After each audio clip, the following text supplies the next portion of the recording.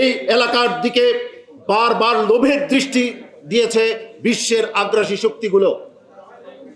এই এলাকা সমৃদ্ধ থাকা সত্ত্বেও এই অঞ্চলের মানুষগুলো কিন্তু বৈষম্য মুক্ত ছিল না, বরং বর্ণবাদীদের কাছে ছিল সকল সম্পদের পাহাড়, আর সাধারণ মানুষ ছিল বঞ্চিত।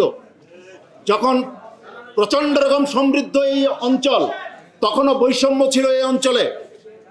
কিন্তু তারপর যখন মোহাম্মদ বিন কাসিমের মাধ্যমে মুসলিমরা ধারাবাহিকভাবে এই অঞ্চলে এলো, বৈষম্য মুক্তি পেল, আর বৈষম্য থেকে এই অঞ্চলের মানুষগুলি মুক্তি পাওয়ার আনন্দে দলে দলে ইসলাম গ্রহণ করেছিল।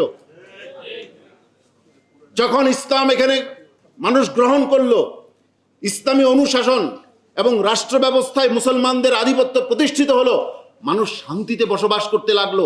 কিন্তু তারপরও বিশ্বের আগ্রাসী শক্তিগুলি একের পর এক হামলা চালিয়েছে এই অঞ্চলের দখল নেবার জন্য। কিন্তু এই অঞ্চলের ভূমিপুত্ররা, বারো ভূঁইয়ারা, ইসাখারা জীবন দিয়ে, রক্ত দিয়ে এই অঞ্চলের মর্যাদা অক্ষুণ্ণ রাখার চেষ্টা করেছেন। অতঃপর যখন ইংরেজরা এই দেশকে দখল করলো, তখন আবারও বৈষম্য শুরু হলো। আমার পূর্ববর্তী বক্তা চমৎকার বলেছেন, যখন ইংরেজরা এলো, ইংরেজদের বিরুদ্ধে সর্বপ্রথম লড়াইয়ের ময়দানে ঝাঁপিয়ে পড়েছিল এদেশের মুসলমানরা। মুসলিম নেতৃত্ব তাদের সকল কিছু বিসর্জন দিয়ে দেশের স্বাধীনতা আবার অর্জন করার জন্য তারা ময়দানে নেমে এসেছিলেন। কিন্তু তাদেরকে নির্বিচারে হত্যা করা হয়েছে।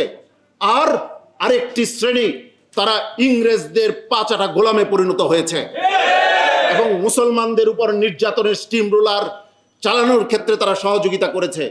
সেই সময়ে তিতুমির, তারপর দুদু মিয়া, তারপর ফকির মজনু শাহ, এরকম আরো হাজারো হাজারো মুসলিম নেতারা নিজেদের জীবন বিসর্জন দিয়েছেন। ইংরেজরা একটা জিনিস বুঝেছিল, তাদের একজন উপনিবেশ মন্ত্রী সেই সময়ের, সে একটা বক্তব্য রেখেছিল হাউস অফ কমন্সে। সে বলেছিল, মুসলমানদেরকে যদি একটা বই থেকে দূরে সরানো না যায়, তাহলে মুসলমানদেরকে শাসন করা যাবে না। সেই বইটার নাম হচ্ছে আল কোরআন। অতএব আল কোরআন থেকে, কোরআনের শিক্ষা থেকে, কোরআনের আদর্শ থেকে মুসলমানদেরকে দূরে সরানোর জন্য যাবতীয় আয়োজন ইংরেজরা করেছিল। বৈষম্য হলো, সেই বৈষম্য থেকে মুক্তির জন্য মুসলমানরা আবারও চেষ্টা করলেন।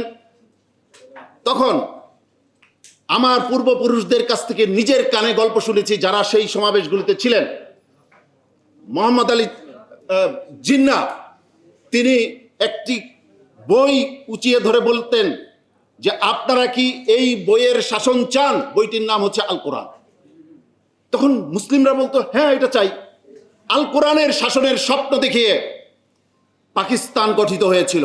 আমি ভুল বলবো না, উলামায়ে কেরামের আমি তাদের সমালোচনা করছি না, আমি বলবো সেই সময়ে তারা নেতৃত্বে মেনে নিয়েছিলেন সেকুলারদেরকে, আর তাদের শক্তি দিয়ে, উলামায়ে কেরামের শক্তি দিয়ে ওদেরকে সবল করেছিলেন।